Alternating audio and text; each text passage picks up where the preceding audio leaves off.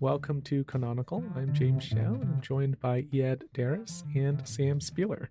Hey. Hello. Today we are reviewing Weather by Jenny Offill, the last book in our series Apocalypse Soon, books on climate or environmental fiction. If this is your first time joining us, we are also a literary book club on Reddit. You can find our discussion there by clicking on the link in the episode description.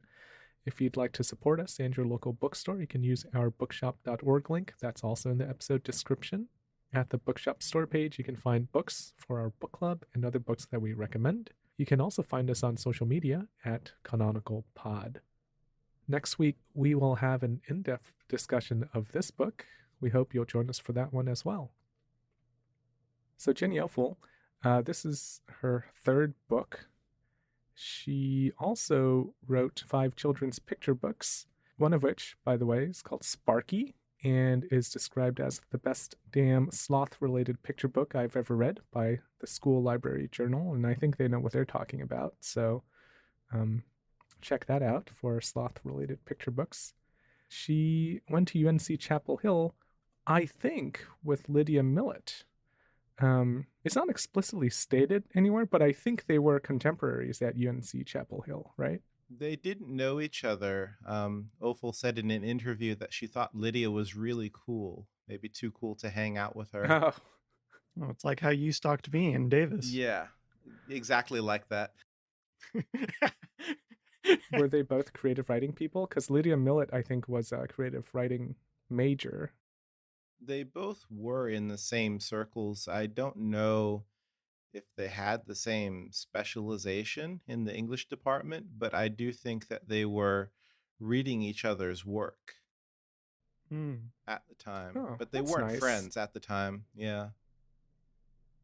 I mean, it's really rare to have 2 writers of that caliber to come out of one undergrad program, so that's pretty impressive.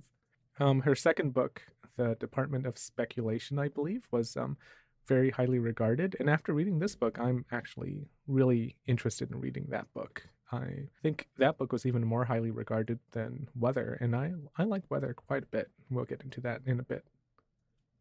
I actually have read that novel, and I think that it's good, but I think Weather is even more interesting. Yeah, I've read the first quarter of Department of Speculation, and at least from that first quarter, I agree. I really liked this a lot more than what I've seen from the other book. Let's focus more on this novel. Yes. I think that there is a fragment near the end of this novel that I think kind of encapsulates it pretty well. In the fragment, she is quoting a person. Sri Ramakrishna said, "Do not seek illumination unless you seek it as a man whose hair is on fire seeks a pond." I think that encapsulates the novel because the book is about the dangers of a life that has been illuminated by the knowledge of our impending catastrophes. It's about a life where you understand all of the bad things that seem just around the corner. Its protagonist, Lizzie, is a librarian. She's an anxious sort of female Woody Allen type of person. And she wrestles with the knowledge of this impending catastrophe, while at the same time she's caring for her substance abusing brother. She's raising a child, and she's also working on a podcast. She's fielding listener questions on a sort of end times podcast about the end of the world and different catastrophes. Different from most disaster fiction, I think what Offill tries to capture in this novel is not the disaster itself, but rather the wind up to the disaster and how our anticipation of its apparent inevitability will weigh on our minds. I think that anticipation is a really difficult thing to write about, but I think that Offill does it very well. She is perhaps uniquely skilled. In most meaningful respects, I would say that she is the protagonist of the novel because she is an educated, urban, middle aged white American woman. And she's self aware enough to understand who she is in the world as an educated, urban, middle aged white American woman. So she explores that position, which I think is very broadly relatable to a lot of readers, with a very knowing degree of humor and tenderness because she is so familiar with this persona. The tone and the form, as we mentioned, will be very familiar to people who have read her 2014 novel, Department of Speculation. And I think that the tone and the form work even better in this novel because the global scale of climate change and other sort of catastrophes are even more engaging than the personal story that we find in Department of Speculation. So, to add on to this, I think for me, this book is about frustrated people and frustrated progression. You have Ben, her husband, his background is in classics, and he couldn't find a job in, a liberal arts related field, obviously. So he transitioned to a tech field instead. And she herself dropped out of school.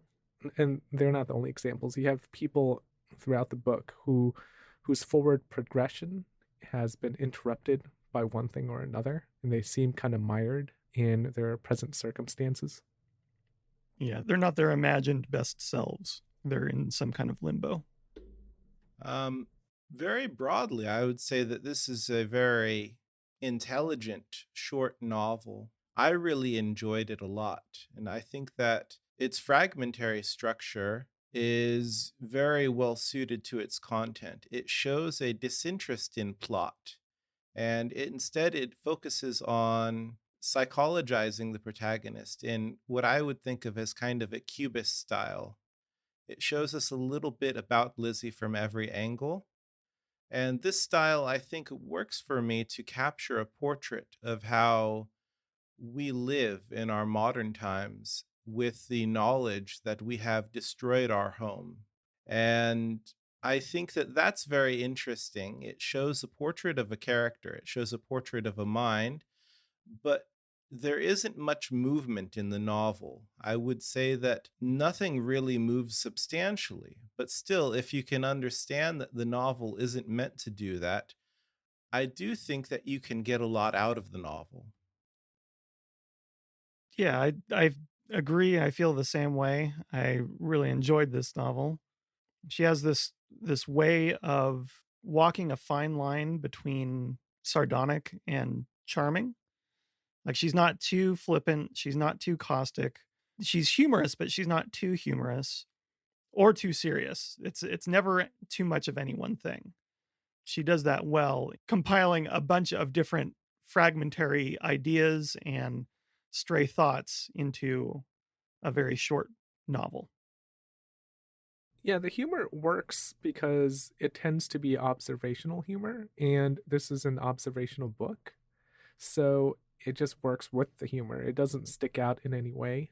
It complements, I think, what she's trying to do in the book. What I think is quite interesting, there's a quote that I found in an interview with the Paris Review. She's talking about her style and she says, fuck the plot. As Edna O'Brien said, what I try to do is capture as a writer the feeling of being alive, of being awake, because this I'm more apt to follow the wisp of the thought or a half glimpsed image than to chart a sequential series of events. But I absolutely believe in momentum. Momentum is not plot, but it has that same quality of urgency and forward motion. I'm really interested in this idea of the feeling of being alive, and I think we'll probably talk much more about that perhaps in the second episode on this novel. But I do think that certain trade offs are made, and I think that it can be very difficult to have a fragmentary novel that isn't divorced from people. And I don't think it does have to be divorced. I think that Offill is able to move between ideas, which I think she cares about more than anything, but also how these ideas affect people. There are parts of the novel where the protagonist has to care about her brother because her brother is an addict. And I was worried about him too. Like, I carried what happened to him. It wasn't just kind of an academic thing. And there are other passages in the novel where she has the opportunity to do something that might hurt her marriage, And I was thinking, no, don't do that. Like I was invested in these characters, and it wasn't just an exploration of ideas, it was more than that. I was too. And I was thinking about this in comparison to Millet's book, which we read earlier in this series. And I was invested in that book in that I wanted to know what happened, but it didn't feel real to me. Like it always felt like this interesting allegorical sort of tale. But here it did feel a lot more real, even with her humor and joking sensibility. I feel the same way. I cared about what happened to her brother. I cared about what happened with her husband, with her kid, all of that. So, how do you understand her idea of the feeling of being alive? Because one of the reviews that I read of this was from the New Yorker, and it was one of the few negative reviews I read. And I don't think that reviewer, Lauren Euler, I don't think they got that feeling of being alive or what Jenny Offill was going for. I think that in Euler's review, what she takes issue with is not that this novel feels different from real life, but rather that the feeling of real life is not enough. I think that for Euler, she wants a novel to be a more active thing, to not just be kind of a response or a reaction to the world that we live in, but to present a mind and a character that is engaged with the world and offering something new. That's how I read it as well. There's that quote in the review. She talks about the difference between speculative and realist fiction. And she says in speculative fiction, the refraction that takes place between this world and the fictional one creates a comfortable distance between the novelist and the news. So I think that's one part that's important. Like she's drawing that contrast to this book because this book does not have that comfortable distance. Orler says the realist novelist who wants to acknowledge Trump, climate change, and the rest has to speculate in a different way. She need not present an argument, but she does need to present an interpretation of themes and events that will have been thoroughly picked over by the time she gets to them. Like she's saying that there needs to be some more kind of hands-on expression of intelligence at work. And I think that she kind of undercuts her own argument by being overly dismissive at the end of her review. I think that undercuts her argument a little bit, but I think it's a valid point because if you read this book, you do feel like what Offill is doing is just mirroring an experience. Offill is not making a positive statement of some sort, for example. No, she's not.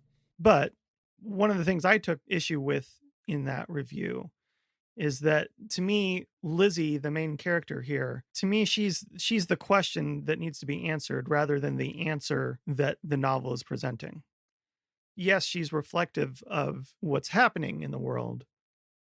But if that's all you end up getting from the novel, I think you are not reading between the lines and not taking away what Offill probably wants us to take away from it. What do you mean by Lizzie being the question? I think in Euler's reading, she's looking at Lizzie as this is all you get out of the book, that it's simply a reflection. Whereas I think one of the things I got from it is that this is where you start. This is not where you end. We are all in Lizzie's shoes, or at least the people that are concerned about what is happening in the world are in Lizzie's shoes. I think that the book is posing it as a question of what do you do next? And I think it doesn't, like you said, it doesn't give a positive statement of what you should do. But I think it's handing to you this image of hopelessness and helplessness and how that is not where you need to end up. I agree with what you're saying, Sam. I do think that this novel poses a question to the reader and it doesn't want to answer that question. But I don't think that that is an especially interesting thing to do. I think that Euler's criticism is well taken because, as James had noted in her review, by the time the novelist gets to these things, the themes and events will have been thoroughly picked over. So, this question that she's posing is nothing new to the reader. And it's an important question to be sure, but it's not anything new and exciting. To me, it doesn't bother me because I don't think of this novel as a novel of content, but a formal experiment. And it's not offering something new in terms of new ideas, but rather what it does is it tries to capture the experience of being alive with those ideas and those themes through its particular fragmentary form. And that I think it does very well. But the dread that we're talking about, the content of the novel, is not particularly new. Yeah, I agree with you, Ed, wholeheartedly. I think there is no issue for me with a novel that experiments with form and does not take on.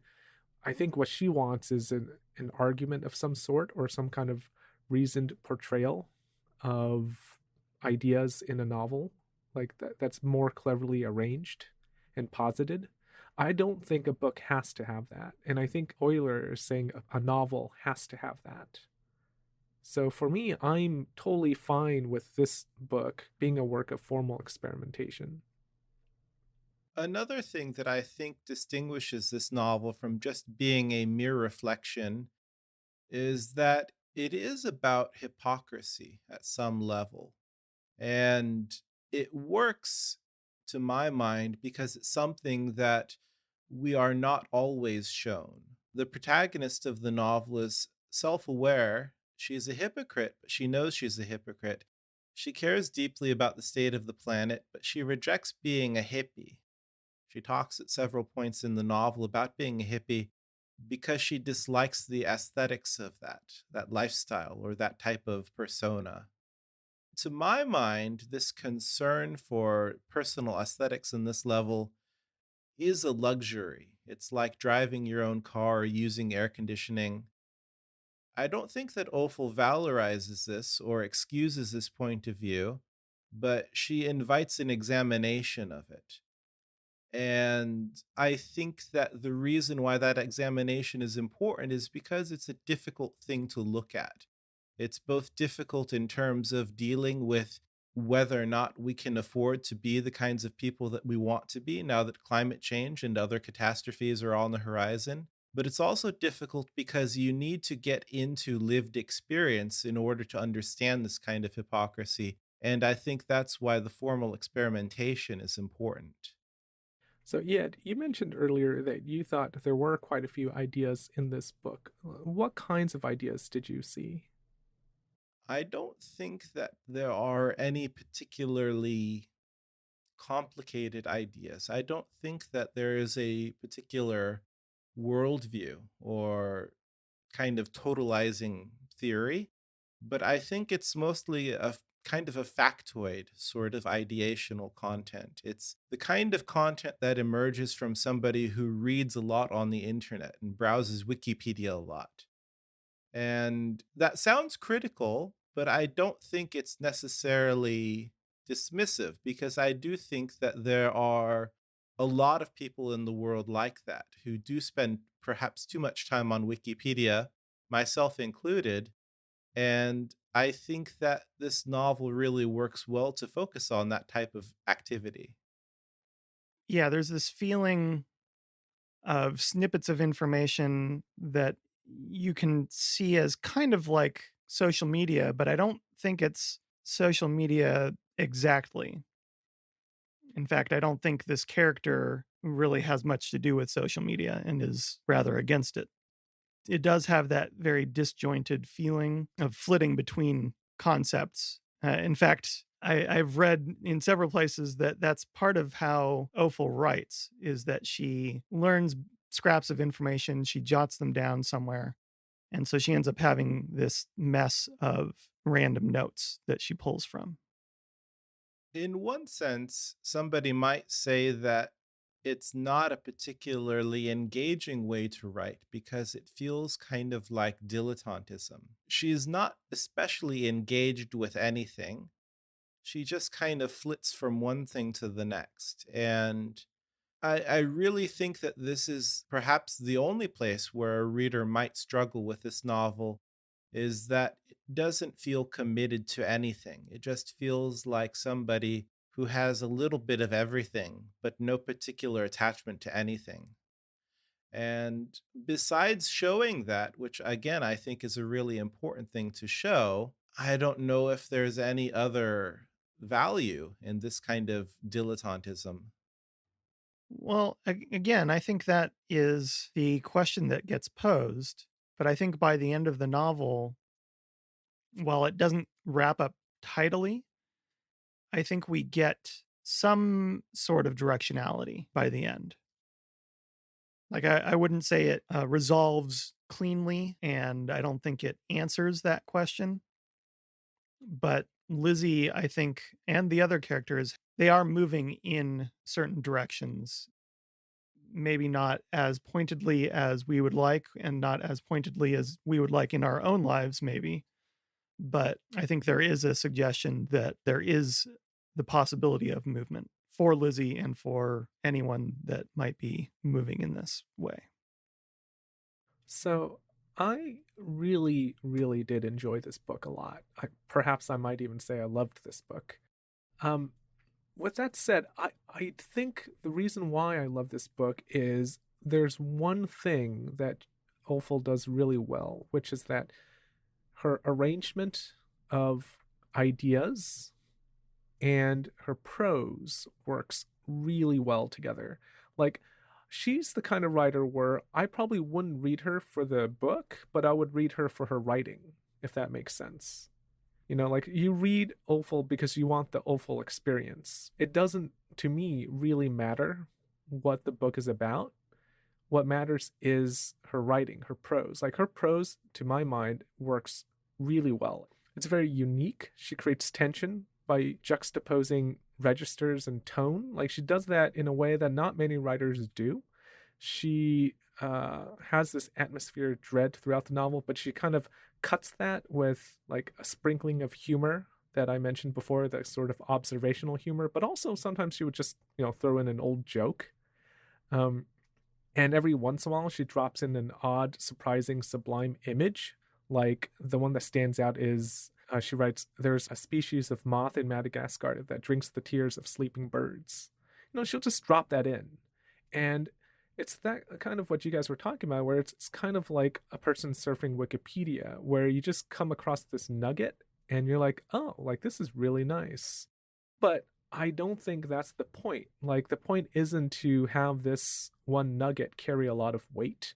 Like, the nugget has resonance because the way she structures that image is masterfully done. Like, in the section where that image is, she offsets it with a different kind of tone, and by the juxtaposition of that, like you get meaning from tones like smashing up against each other. For me, that is the joy of reading Jenny Offill and why I really did enjoy this book a lot. Like it's probably one of the best things I've read in a long time. But all this other stuff, I don't know, like I actually don't see a lot of ideas in this book. I don't think it's a book of ideas in the sense that we would, say the moviegoer is a book of ideas. I think that it is really just, for me, experiencing her writing. Like, in the purest sense, she's a great writer, and you read her because her writing is great. Her prose just carries you along, and you experience it, and you think, oh, like, it doesn't really matter that Lizzie is probably just Jenny Offill because Jenny Offill's great. Like, I want her to take me on this journey. I think the reason why I would classify it as a novel of ideas is because the juxtaposition that you're talking about engages with the ideas in an important way. It couldn't be just any sort of factoid. It has to be a particular factoid placed against another particular factoid. And the way that those ideas interact with each other off the page is very carefully anticipated by Ofil. She has an idea and she expresses it by contrasting two other ideas. And it's absolutely quite different from the moviegoer or other philosophical novels because it's definitely not explicit, but I do think that she cares more about that interaction than the characters. Yeah, I think a difference I would draw is for me, I wouldn't categorize it as a novel of ideas, but I would definitely categorize it as a thoughtful novel. I think she's very thoughtful, the writer, and I think the reader, if the reader is thoughtful, will get a lot from the book. But I don't think you necessarily leave this book thinking, okay, here is the overarching thesis or structure that she's trying to present to me about the world that she has created. Like, that's what Euler wants, right? Like, Euler wants this kind of organizing principle. And I don't think that's what Opal is about. Like, not in the sense of what Euler wants, which is this kind of narrative organizing principle. Right. It's a novel of ideas, not in the sense of having an argument or an organizing thesis, but rather a novel of ideas in the sense that its main concern is how ideas slam into each other and glance off of each other. Because it cares so much about those ideas, it is a novel of ideas in my mind, but it's very different from the other novels that we typically think of in that way. It's very carefully constructed. She takes years and years between novels to write these, which is kind of interesting in how short it is. And when you compare it to Millet, who's churning them out, as we've talked about. But Opal, I can picture Slaves Over, even how, what is this, like 120 something pages, maybe? But it's arranged just so. So I have a passage that I'd like to read. I just want to read this passage because I think it exemplifies why I think she's a really good writer and kind of how she works with ideas. On my ebook copy on my library app, it's page 87. So Catherine, that's her sister in law, wrote self care on my brother's hand in black marker.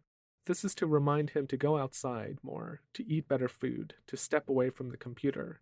The problem is that when he's left to his own devices, he just watches these scenes of refugees trying to make their way to safety over and over again. They keep showing pictures of this one island that is running out of resources. The people who live there have formed their own rescue teams. The fishermen go out in their boats and pull survivors out of the water. Others bring dry clothes to the beach.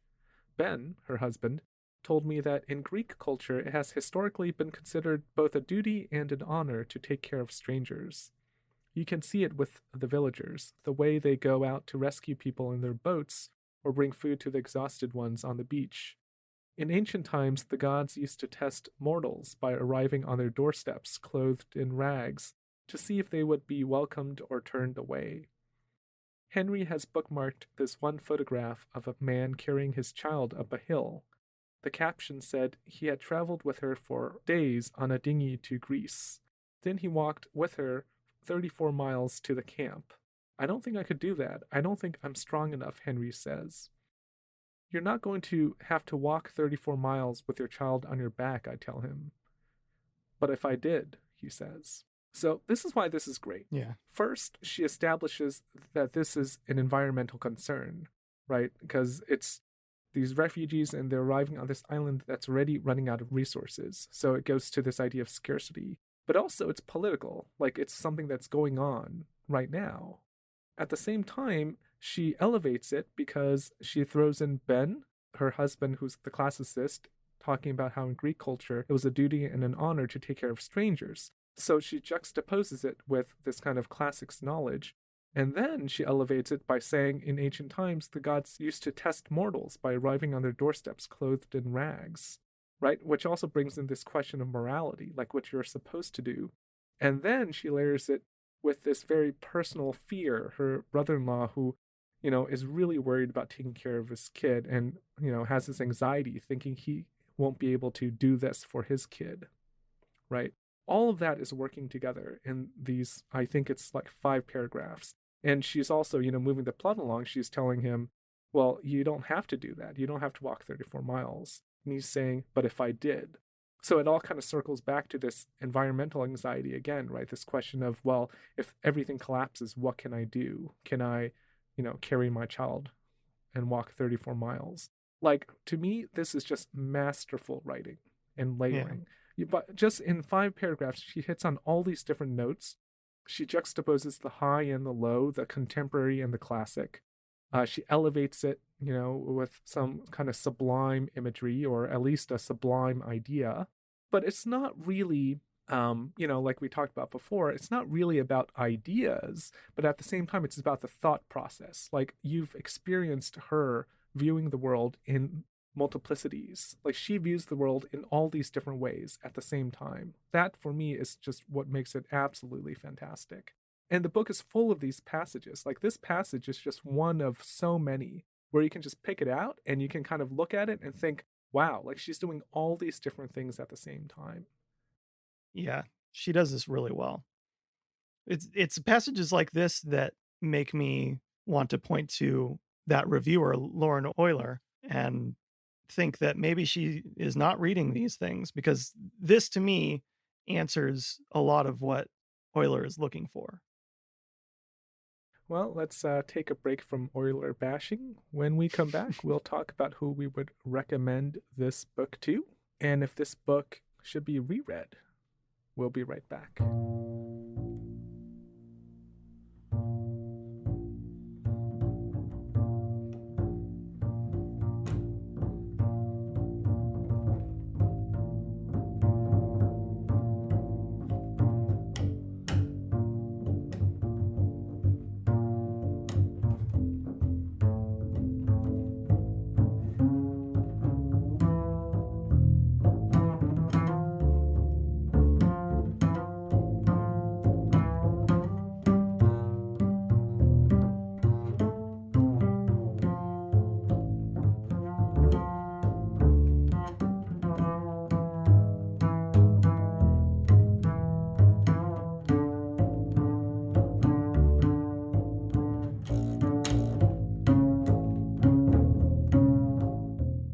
Welcome back.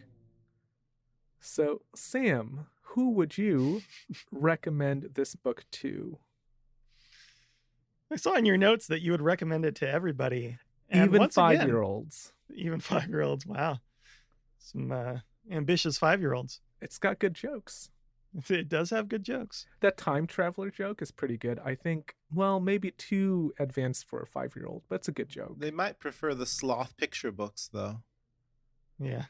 I think I would recommend this to people who I would recommend it to most people, but only if they are interested in experimentation in form. Because I know a lot of people that they want a straightforward story, and that if they're given this book, they might appreciate the good writing, but they would not appreciate the form or structure. Like that might be a turnoff to them. I would not recommend this book to most people, actually. I think that there are many more people who would be turned off in that way than you might imagine. Um, it speaks very directly, I think, to urban educated liberals. It's speaking very directly as the Left Behind series speaks to evangelical Christians. That's fine Mhm. with me because it's not meant for everybody, and almost nothing that's good is meant for everybody. I think that you really do need to be a person like Lizzie. Kind of anxious and knowing of too many small details. I mean, imagine if you were a tech bro, you'd probably react to it the way that you did, Sam. Or imagine if you're a hippie, you'd How probably dare not you? How dare understand you? it. Because this book is about hypocrisy and it's about knowing hypocrisy. And there are a lot of people who either aren't hypocrites or they're not self aware to understand that they are hypocrites. And for those Yeah. people, it would seem like somebody who was just too anxious for no reason. They wouldn't understand that there is a reason to be this anxious. I would actually recommend it to writers. And I've Yeah. made this recommendation once before, and I don't remember who it was for. But this is, to me, like a writer's book. It's one where if I were still in my MFA program and someone gave it to me, I would absolutely love this book. Because what she does really well above everything else is she's really good at the sentences and at crafting images and, with the tone and register that I mentioned before. Like, it is, for me, a masterful book. So it is something you read and you like cherish because the experience of reading it is so good, especially if you're a writer. So that's who I would recommend it to. Like, students of writing need to read this book, and then they will stop writing hopefully crappy stuff that whatever they're working on, and try to copy her, because what she is doing is like great. Well, I would just challenge that by saying that this is a particular type of novel, and I don't know if the fiction world really has a lot of space for this type of novel. Like, it's a very interesting type, but I could see how it would be overdone. Like, it's her thing, and she does it very well, but I don't know if other people need to do it. So for me, I don't know if it's the form, the fragmented form, that's what's appealing to me. I think, once again, for me, it's the prose. It's the way that she carefully arranges and chooses images. Mm-hmm. She could do this in a novel that's not fragmented. I don't think I'm particularly drawn to the fragments. Like that, for me, I could take or leave. Specifically for me, it's her ordering and her prose. That's what I think is masterful. Yeah, I think the form is good. I do like the form, but I think the form is in service to the writing itself. Her prose is good. I'm not denying that, but I do think that the form is its own thing and it has its own reason for existence and its own value in and of itself. That's something Sure. that we'll probably talk about in the next episode, but I don't think it's a subservient thing. Okay. I guess what I mean is, while it is important, I don't think it's so unique or special that I would seek out a book because of it. Yeah, like if I'm just saying, if I'm teaching, a class on writing, I wouldn't teach this book and tell my students, hey, look at this form, like copy it. I would pick out the passage like I picked out earlier and say, you need to do this layering. Like, you need to figure out how to work in these different characters and how to make these ideas come up and bump up against each other in a passage that's only 5 paragraphs. Like, that's the masterful part. The form, like I can But I take or mean, leave, really. doesn't the form encourage that kind of layering? Doesn't that form encourage this kind of juxtaposition of ideas? Yes and no. I mean, we're going to read Faulkner soon-ish, and Faulkner does that. And he doesn't necessarily do it in fragments. I think he does occasionally have fragments, but he meanders. Like, you could do it with a book that's not fragmented, but one that meanders. Another thing about this novel is that it does seem to have jokes and punchlines, and it involves a lot of reactions to contemporary culture. Given that, do you think that it's a novel it's worth rereading? Does it have any sort of lasting value into the future? I don't really know, actually. I think that was one of Euler's points is that her answer was no. I'm not as resounding of a no as that, but I also don't really feel the need to reread it. Even though I do really appreciate the writing, I could see going back to it for the writing, and it is a quick read, but I don't really feel the need to put it on my shelf and pull it down, a year from now. One way that people kind of test a novel's literary value is to see if it can be reread, because people often distinguish it from other forms of like genre fiction that rely on plot, which is very often a kind of a one time thing. After you experience the plot, there is no need to revisit it. And in that sense, I do think that there isn't a lot that I want to revisit in this novel because it is so temporal, but I don't think that it's a valid criticism. It's kind of like criticizing a stick of gum by saying, well, you can only chew this stick once. Like, it's by design, it's the way that it was constructed. And when you do this thing once, it's incredibly interesting and incredibly rewarding. And that to me is enough. I feel this way about movies too. There are a lot of movies that I love to rewatch over and over, but they aren't always my favorite movies. Some of my favorite movies I've only seen once and don't really need to see again. Another thing is it could become something like The Big Lebowski, where people do rewatch it and it almost loses its charm because it becomes this exercise in quoting and requoting ad nauseum. Hmm. Like, I don't want that experience from this novel. I'm okay with doing it just once and experiencing the magic once rather than trying to, beat a dead horse by making the same magic happen twice. So I would reread this book, and in fact, I just did earlier. Um, and also, like, over the last week, because I finished this like quite a while ago. I just reread chunks of it over the last week, and for me, that's fine. I don't feel the need, and I wonder if we will talk about this next week because maybe we should. I don't actually feel the need to read this book from beginning to end because there isn't really a plot. And while there's forward movement, like, how important is that forward movement? I'm not sure. I said earlier that for me, Jenny Offill is the kind of writer where you just read her for her.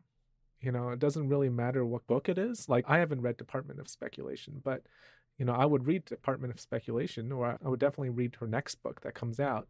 It doesn't really matter what the book is because I'm sold on her as a writer. All right, let's conclude here. Thank you for listening. If you thought we were off base with our review of this book, we'd love for you to let us know on Reddit. You can find that link below. You can also find us on social media at CanonicalPod. If you'd like to support us in your local bookstore, you can use our bookshop.org link, which is in our episode description as well. If you liked this podcast, go ahead and give us a nice review on Apple or your podcast platform of choice. That will help us grow the community. We'll be back next week with an in-depth discussion of weather. If you're interested in that discussion, go ahead, find a copy of this book, and read it. Till next time, happy reading. We'll talk to you soon.